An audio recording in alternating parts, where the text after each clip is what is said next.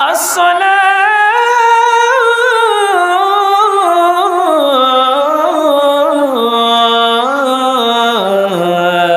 খায়রুম মিনান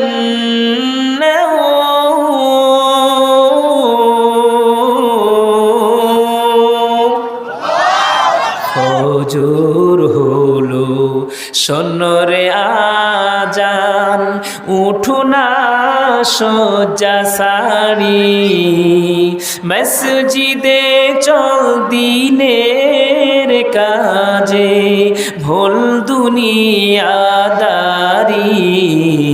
ফজর হলো শোনরে আজান ওযু করে ফেলে রে ধুয়ে নিশিতি রাতের গ্লানি যায় নামাজে সিজদা কর ফেল রে চোখের পানি হেসে নিশি প্রভাত হবে সুখে দিবি পারি ও তুই সুখে দিবি পারি ফজর হলো শোনরে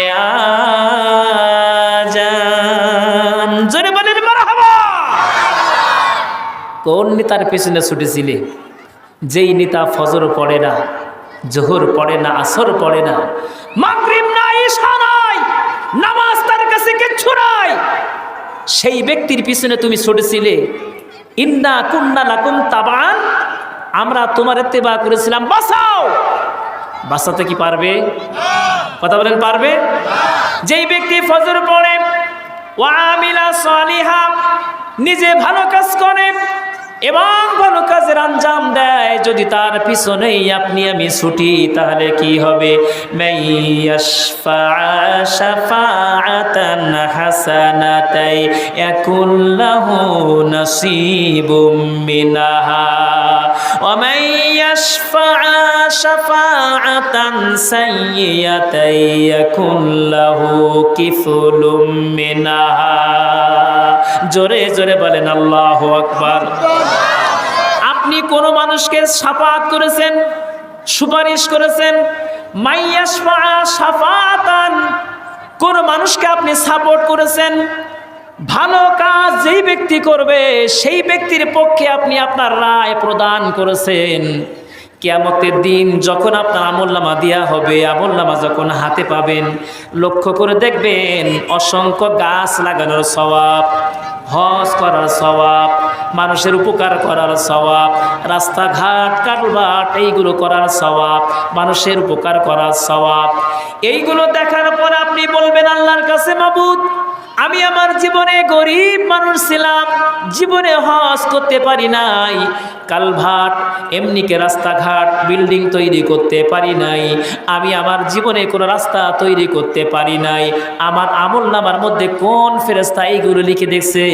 এইগুলো মনে হয় আমার আমলনামা না। আল্লাহ রাব্বুল আলামিন বলবেন, মাইয়াশফা শাফাআতান হাসানাতাই ইয়াকুল্লাহু নাসিবুম মিনহা। ও গোলাম, তুমি তোমার এই রায়, তুমি তোমার এই ম্যান্ডেট, শাফাআতান হাসানাতাই, যেই মানুষটা ভালো কাজ করবে সেই মানুষের পক্ষে তোমার রায় পড়েছিল, সেই মানুষটা যত ভালো কাজগুলো করেছে তার অংশের অংশ তোমার আমলনামায় এসে জমা হয়ে গেছে। আরো জোরে সুবহানাল্লাহ।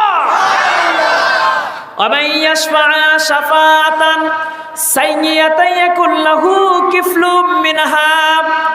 এবং আরেকটা মানুষ যখন আমলনামা হাতে পাবে, হাতে পাওয়ার সঙ্গে সঙ্গে বলবে, ইকরা কিতাবাকা কাফা বিনাফসিকা আল-ইয়াওমা আলাইকা হাসিবা।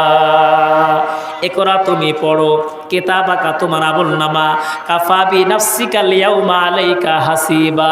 আমলনামা পড়ার জন্য উকিল লাগবে না, পেশকার লাগবে না, মুহুরি লাগবে না, নিজে নিজেই তোমার আমলনামা পড়তে পারবে। লোকটা যখন পড়বে আমল নামার মধ্যে লক্ষ্য করে দেখবে নিরীহ মানুষের মুখে থাপ্পড় মারার গুনাহ আমল নামার মধ্যে। কথা বলেন, কথা বলেন। নিরীহ মানুষের নির্যাতন নিপীড়ন করার বদ আমলগুলো তার আমল নামার মধ্যে। রাস্তাঘাট কালভার্ট এমনি করে রডের পরিবর্তে বাঁশ ঢুকিয়ে দেওয়ার এই সমস্ত বদ আমলগুলো তার আমল নামার মধ্যে। এই লোকটা বলবে মালি হাজাল কিতাব, এ কি আমল নামা, লা ইউগাদিরু সগীরাতাও ওয়ালা কাবীরাতান ইল্লা আহসাহা। আমি আমার জীবনে ছোট কাজ করেছি, বড় কাজ করেছি, একটাও বাদ পড়ে নাই। এমনকি আমি আমার জীবনে বাঁশ ঢুকাইনি, রডের পরিবর্তে রাস্তা মেরে খাইনি, স্কুল কলেজ ইউনিভার্সিটি আমি নষ্ট করিনি, নিরীহ মানুষের নির্যাতন নিপীড়ন আমি করিনি। ক্ষমতা ছিল, ক্ষমতার জোরে আমি আমার কলমকে অন্য পাথায় আমি নিয়ে যাইনি। কেন? আমুল্লামা তোমার ফেরেশতারা ভুল করে আমার কাছে দিয়েছে। আল্লাহ রাব্বুল আলামিন বলবেন ওয়ামাইয়াশফা শাফাআতান সাইয়্যাতান ইয়াকুল লাহু কিফলুম মিনহা ওয়া কানাল্লাহু শাফাআতান হাসানাতান ইয়াকুল লাহু কিফলুম মিনহা। ওই ব্যক্তি তখন বলবে রব্বুল আলামিন ভুল করে আমলনামা আমার কাছে তোমার ফেরেশতা দিয়েছে, আমলনামা আমার না। আল্লাহ রাব্বুল আলামিন বলবেন ওয়ামাইয়াশফা শাফাআতান সাইয়্যাতান, তুমি তোমার সুপারিশ করেছিলে কোনো অন্যায়কারী মানুষের পক্ষে, যেই লোকটা অন্যায় করবে, তুমি টকু আম গাছ লাগাইয়ে গোপাল ভোগ ফজলি আম খাওয়ার জন্যে তুমি চেষ্টা করেছিলে। কথা বলেন, কথা বলেন। রাজশাহীর আম, চাপাই নবাবগঞ্জের আম সারা দেশে ছড়িয়ে পড়ে। আম দেখলেই বোঝা যায় এটা আপনার চাপাই নবাবগঞ্জের আম।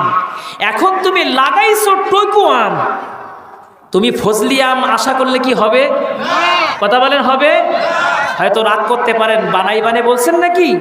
সরাসরি কোরআন শরীফের আয়াত ৫ নম্বর পারা ১০ নম্বর পৃষ্ঠা শেষের দিকে আল্লাহ রাব্বুল আলামিন বলছেন ৮৫ নম্বর আয়াত সূরা নিসার কত নম্বর? কয় নম্বর? শিখে বাড়ি যেতে হবে। ৮৫ নম্বর আয়াত আল্লাহ রাব্বুল আলামিন বলেন তুমি সুপারিশ করেছিলে কোন অন্যায় পক্ষে, এই সুপারিশ করার কারণে তার অন্যায় যেইগুলো করেছে সে নিজে তো গুনাহের ভাগ হয়েছে, তার আমলনামা থেকে কিঞ্চিত কিঞ্চিত পরিমাণ জাররা জাররা পরিমাণ ভাগ করে করে যারাই তার সামর্থ্য করেছিল তাদের আমলনামার মধ্যেই ঢোকাই দেওয়া হয়েছে। নাউজুবিল্লাহ বলবেন না? সুতরাং আপনার আমার সিদ্ধান্ত নেওয়ার পালা, ডানপন্থী হব না বামপন্থী হব। কথা কান ঠিক কিনা? হিজবুল্লাহ আর হিজবুশ শয়তান। সম্মানিত ভাইরা আমার, কোন মানুষ যদি হিজবুশ শয়তানের পক্ষে চলে আল্লাহর কাছে হাজির হয়ে যায় কি হবে? আল্লাহ রাব্বুল আলামিন বলেন এই সমস্ত ব্যক্তিদেরকে কিভাবে চেনা যাবে? ইউরাফুল মুজরিমুনা বিসীমাহুম ফায়ুখাযু বিন্নাওয়াসি ওয়াল আকদাম।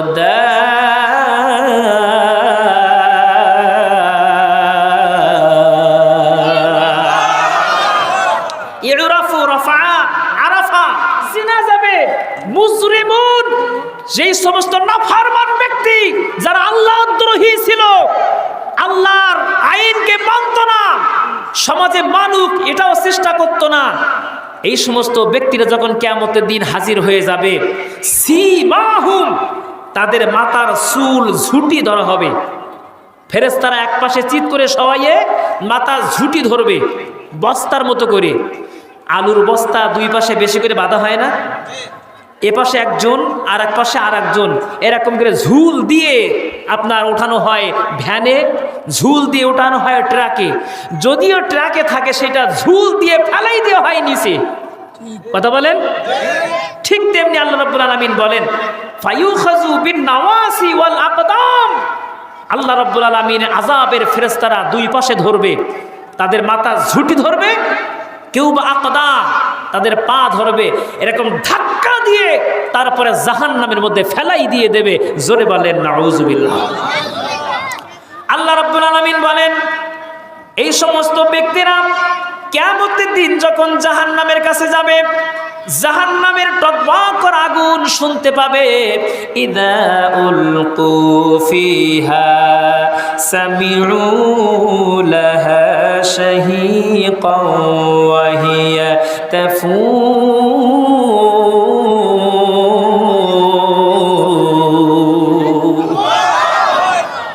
এই সমস্ত নাফরমান ব্যক্তিদেরকে যখন জাহান্নামের কাছে নিয়ে যাওয়া হবে, ইদা উলকু যখন নিয়ে যাওয়া হবে, সামিউ লাহা, সামিউন মানে শ্রবণ করবে, সামিউ লাহা শাহীকান ওয়া হিয়া তাফুর। জাহান্নামের টকবক করা আগুন, তার তেজ, তার শব্দ তাদের কানের মধ্যে মুহুর মুহুর আসতে শুরু করবে। বন্ধুরা আমার, এই সময় লোকটা বলবে তাকাদু তামাইয়াজু মিনাল গায়জ কুল্লামা উলকিয়া ফিহা। সম্মানিত ভাইরা আমার, এবার বলবে তাকাদু তামাইয়াজু মিনাল গায়জ। লক্ষ্য করে দেখবে জাহান্নাম যেন ক্রোধের আগে ফেটে পড়তেছে, জাহান্নাম যেন থুড়কি লাফ দিচ্ছে। কই সেই নাফরমান ব্যক্তিরা? দুনিয়ায় যারা ডানপন্থী না হয়ে বামপন্থী যারা ছিল তারা কই? জাহান্নাম গুসায় ফেটে পড়তে চাইবে এবং বলবে আমার মধ্যে দাও, আমার মধ্যে দাও। এরপর আল্লাহ রাব্বুল আলামিন বলেন এই সমস্ত ব্যক্তিদেরকে যখন এই আওয়াজ শুনতে পাবে, তাকাদু তামাইয়াজু মিনাল গায়জ কুল্লামা উলকিয়া ফিহা ফাওজুন সালাহুম খাজনাতুহা আলাম ইয়াতিকুম নাদির। ফেরেশতারা বলবে এই শয়তান, এই জাহান্নামে আসার কঠিন শাস্তি তুই জানিস কিনা? তোর কাছে কেউ বলছে কিনা? জাহান্নামের কঠিন আযাব হবে বামপন্থী চললে, বাম পথে চললে, তুই কি জানতিস না? তোর কাছে কেউ কি বলেনি? এই সংবাদ তোর কাছে কেউ কি পৌঁছায়নি?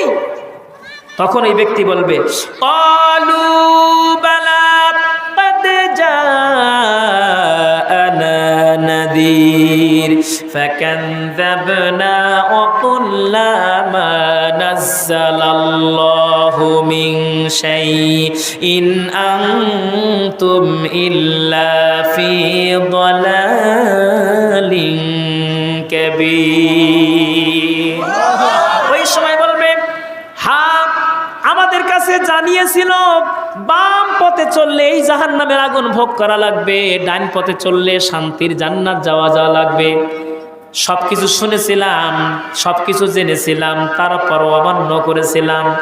আর যদি আমরা অকালু লাউ কুন্না নাসমাউ আও নাআকিলু মা কুন্না ফি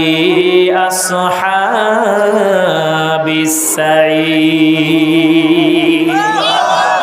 অকালু, তখন তারা বলবে লাউ কুন্না নাসমাউ, যদি আমরা শুনতাম, আও নাআকিলু, আমরা যদি মেনে চলতাম, তাহলে পরে আজকে জাহান্নামের কঠিন আযাব আমাদেরকে আজ গ্রেফতার করতো না। কথা কান ঠিক কিনা? এবার জাহান্নামে প্রবেশ করার পরে আড়ে আড়ে তাকাবে, কই সেই লোকগুলো? কই সেই লোকগুলো? কই যে সমস্ত লোকগুলো আমাদেরকে ভালো পথে ডাকতো, আমরা নাক ছিটকাতাম, ওদের খারাপ বলতাম, ভৎসনা করতাম, জায়গা পাও না ডাকার না? সেই লোকগুলো কই? চতুর্দিকে তাকাতাকি করবে জাহান্নামের মধ্যে, কই সেই লোকগুলো? দেখছি না কেন? আল্লাহ রাব্বুল আলামিন বলেন সেই কথাটুকু দুনিয়ায় আমি জানাই দিলাম, ওরা সেটা কি করবে জাহান্নামে যে। আল্লাহ রাব্বুল আলামিন বলেন 23 নম্বর পারা সূরা সাদ 62-63 নম্বর আয়াতে এই সমস্ত জাহান্নামীরা জাহান্নামে যাওয়ার পরে ওরা বলবে অকালু মালানা লা নারা রিজালান কুন্না নাউদ্দুহুম মিনাল আশরার।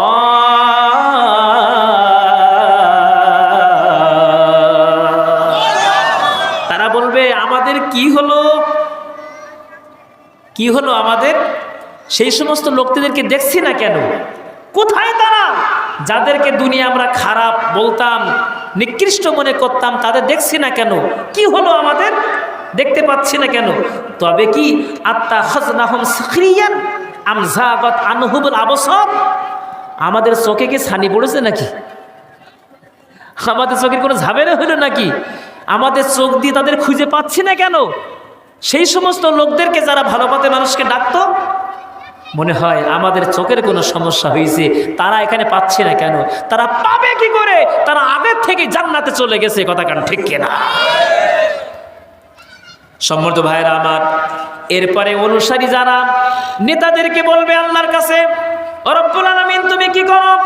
ক্বালু রব্বানা মান কদ্দামা লানা হাদা ফাজিদহু আযাবান দিইফাম মিনান নার।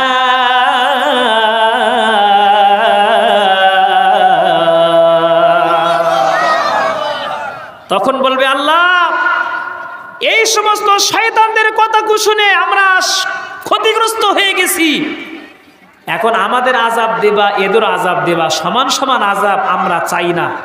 এদের তুমি কি করো?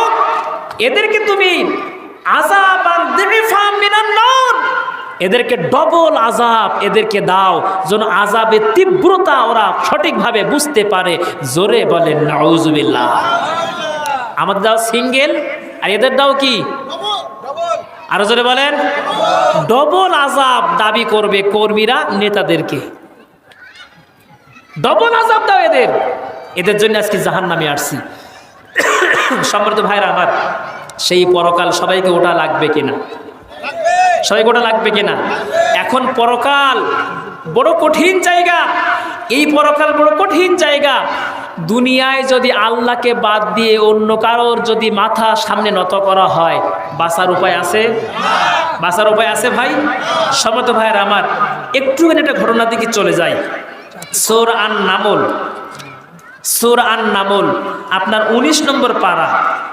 হযরতে সুলাইমান আলাইহিস সালাম পাখিকে যখন বললেন, সবাইকে দেখছি, সবাই এখানে হাজির, কিন্তু আমার সে হুদহুদ পাখি কই গেল? কোন জায়গায়?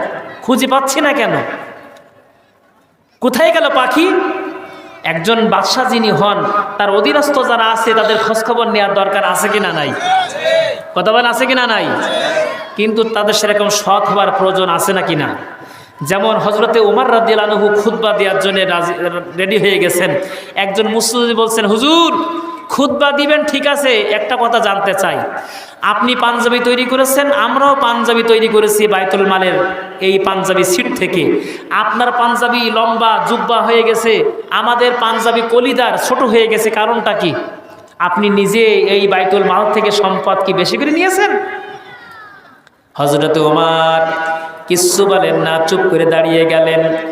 তার সন্তান বললেন, আব্বা যদি আপনি আমাকে অনুমতি দেন আমি বলতে পারি।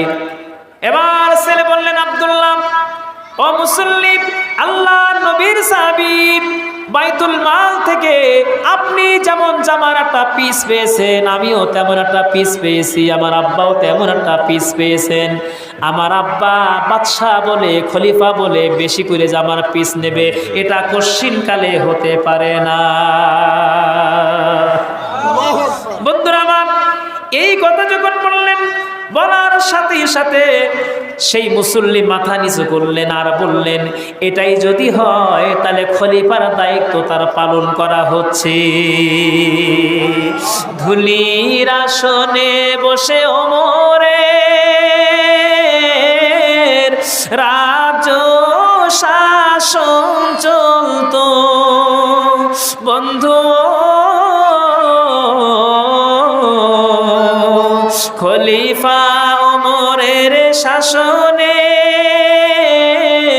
না খেয়ে কেউ নাহি মরতো, সেই ওমরের মতো কেউ ধরাতে কেন যে ফিরে আর আসে না। খোলাফায়ে রাশেদার সোনালি দিন কেন যে ফিরে আর আসে না। সকলে পেত তার অধিকার, কেন যে প্রাণ খুলে হাসে না।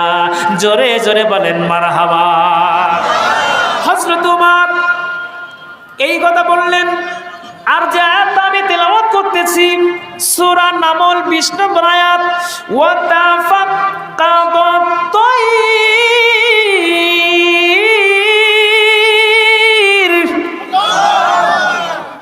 সুলাইমান আলাইহিস সালাম সবাইকে খবর নিলেন, সবাইকে সামনে পেলেন, কিন্তু লক্ষ্য করে দেখলেন একটা পাখি নাম হলো হুদহুদ।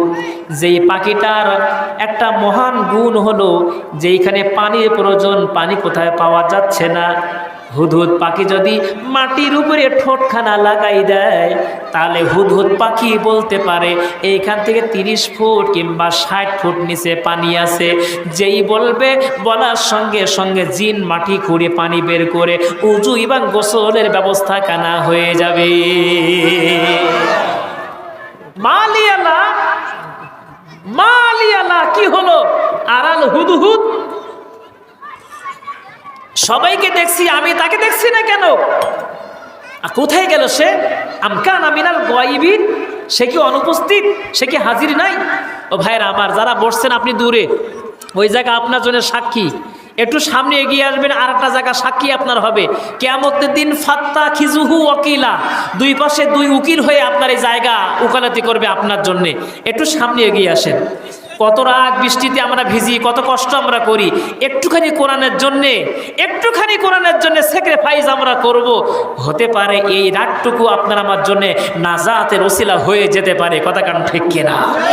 আমরা দোয়া করি একটা ফোঁটা গায়ে বৃষ্টি পড়বে, আল্লাহ পাক একটা ফোঁটার বিনিময়ে যেন জাহান্নামের আগুন আমাদের জন্য হারাম করে দিয়ে দেয়। আমরা সবাই কাছে কাছে চলে আসি। সম্মত ভাইরা আমার, এবার কি করলেন?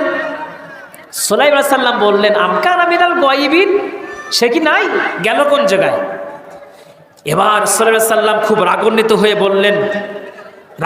হয়ে বললেন লাউ আযিবান্নাহু আযাবান শাদীদ, সে আসুক, আমি তাকে কঠিন আযাব দেব।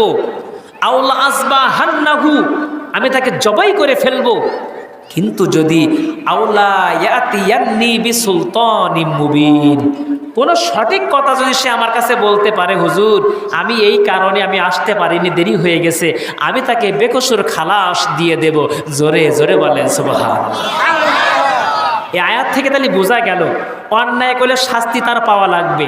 আর অন্যায় যদি না করে, তার যদি প্রমাণ পেশ করতে পারে, তার জামিন পাওয়ার অধিকার আছে কিনা নাই? কথার অধিকার আছে কিনা নাই? এই আয়াত তার প্রমাণ। ভাইরা আমার, এবার বললেন পাখিরে চলে যাও, হুদহুদকে খুঁজে নিয়ে আসো। পাখি একটা চলে গেল, খুঁজে পেল না। ওকাব পাখিকে পাঠিয়ে দিল, ওকাব পাখি দৌড় দিল, উড়াল দিল। অনেক দূরে যে লক্ষ্য করে দেখে খুব দ্রুত গতিতে পাখি আসতেছে। হুদহুদ কানে কানে যে বলে সুলাইমান আলাইহিস সালাম তোমার পক্ষে, তোমার সম্মুখে, তোমার ব্যাপারে সিদ্ধান্ত নিয়েছে। আউলা আযবাহান্নাহু, তোমাকে জবাই করবে। আযাবান শাদীদা, তোমার গায়ে তোমাকে কঠিন শাস্তি দেবে। হতে পারে তোমার গায়ে থেকে সমস্ত পাখনাগুলো ছিঁড়ে ফেলবে, তোমাকে শেষ করে দিয়ে দেবে। যখন এই কথা বললেন, হুদহুদ পাখি তখন জিজ্ঞেস করে ও ভাই ওকাব আও, এরপরে নবী সুলাইমান আলাইহিস সালাম অন্য কোনো কথা বলেছে কিনা একটুখানি বলো। তখন ওই ওকাব পাখি বলে আউলা ইয়াতিয়ান্নি বিসুলতানিম মুবিন, যদি সঠিক কারণ তুমি বলতে পারো তাহলে তোমাকে খালাসের ব্যবস্থাই করে দেবে। পাখি মিসকি হেসে বলে ইনশাল্লাহ আমি সুলাইমানের দরবার থেকে আমি পাশ পেয়ে যাব, পার পেয়ে যাব, এতে কোনো সন্দেহ নাই। জোরে বলেন সুবহানাল্লাহ। একেবারে আসামির বেশে দরবারে চলে গেলেন, মাথা নিচু করে দিলেন, পাখনা দুটো বিলাই দিলেন, পা দুইটা পিছনে লম্বা করে দিয়ে আসামির বেশে সামনে হাজির হয়ে গেলেন। হাজির হয়ে যে এবার বলতেছে, ফামা কাফা গায়রা বাঈদিন ফাকালা আহাত্তু বিমা লাম তুহিতি বিহি ওয়াজিতুকা মিন সাবাই বিনাবাই ইয়াকিন।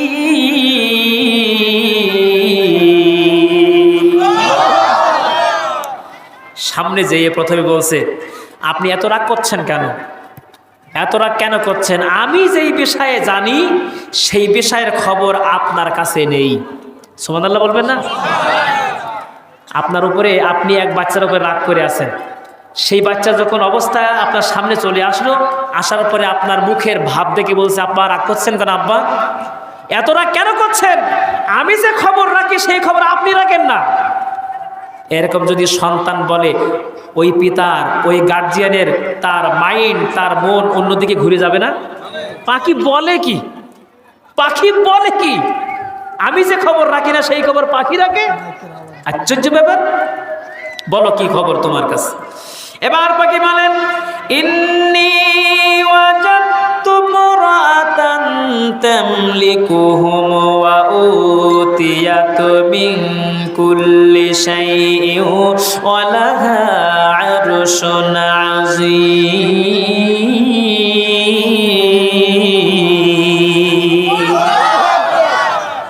আমি একটু আগে ঘুরে আসলাম মুলকে সাবা, একটা সুন্দরতম দেশ।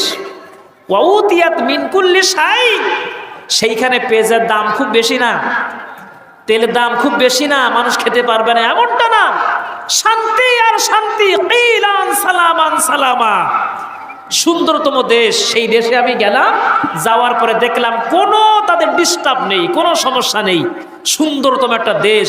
সেই দেশে আমি গেলাম, যাওয়ার পরে আমি লক্ষ্য করে দেখলাম সেই দেশে একজন মহিলা বিরাট একটা চেয়ারে বসে মাতব্বারি করে। সেই মহিলার নাম হলো রানী বিলকিস।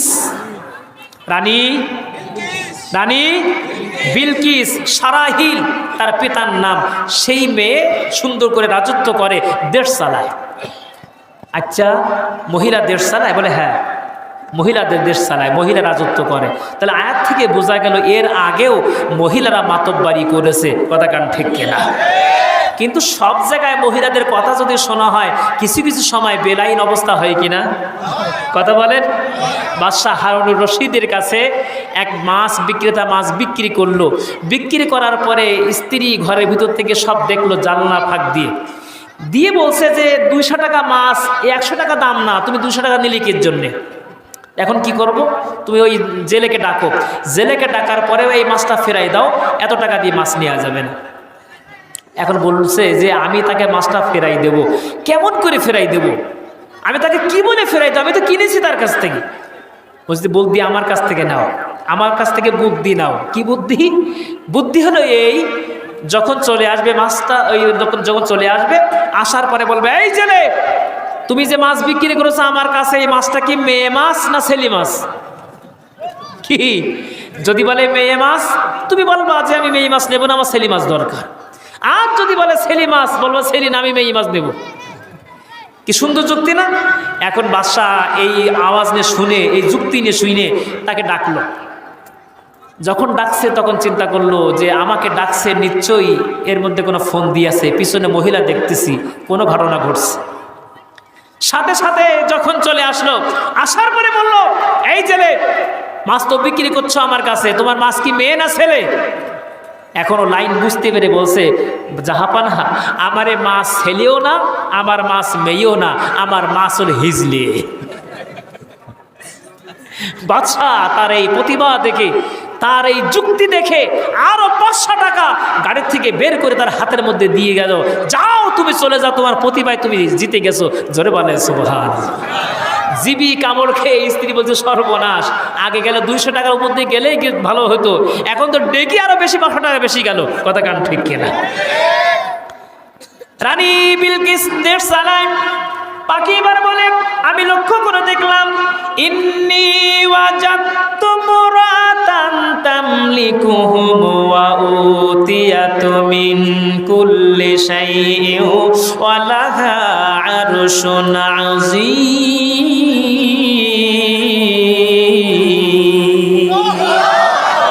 আমি লক্ষ্য করে দেখলাম, ইন্নী ওয়াজাদতু মুরআতান তামলিকুহুম, একজন মহিলা দেশ চালায়, ওয়া উতিয়াত মিন কুল্লি শাই, তার কোনো অভাব অভিযোগ নাই।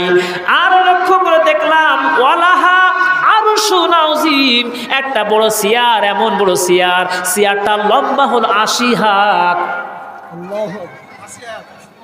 কত হাত? 80 হাত লম্বা। আপনারা বলেন 80 আর আমরা বলি 80। 80 বলি আমরা আমাদের সাতক্ষীরাতে। 80 হাত লম্বা, 40 হাত হলো আট এবং উঁচু হলো 30 হাত। উঁচু কতটুকু? 30 হাত। আচ্ছা, এরকম চেয়ার যদি কারোর নজরে পড়ে হতভম্ব হয়ে যাবে না? কি আশ্চর্য হয়ে যাবে না? যে আশ্চর্য ব্যাপার, এত বড় চেয়ার। বন্ধুরা আমার, এই এত বড় চেয়ারে বসে সে রাজত্ব করে। এবার সুলাইমান আলাইহিস সালাম বলেন, পাখিরে বুঝলাম, সব কিছু শুনলাম, আরো কিছু তো তার সম্পর্কে বল। এবার ওই পাখি বলে, লক্ষ্য করে দেখলাম, ওয়াজাতুহা ওয়া কওমাহা ইয়াসজুদুনা লিশ-শামসি মিন দুনিল্লাহ।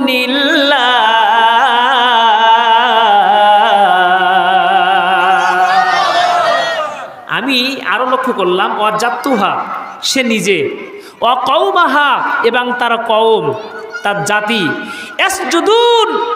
ইয়াসজুদুনা লিশ-শামসি মিন দুনিল্লাহ। আমি একটা জিনিস খেয়াল করে দেখলাম, সে নিজে এবং তার জাতি সব দেশের লোকজন মিলে ইয়াসজুদুন, তারা সিজদা করে, লিশ-শামসি সূর্যকে, মিন দুনিল্লাহ আল্লাহকে বাদ দিয়ে। আল্লাহকে বাদ দিয়ে সিজদা করে তা কার সামনে? সূর্যের সামনে কি করে?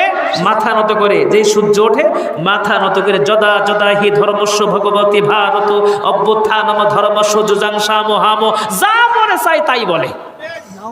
নাউজুবিল্লাহ বলবেন না?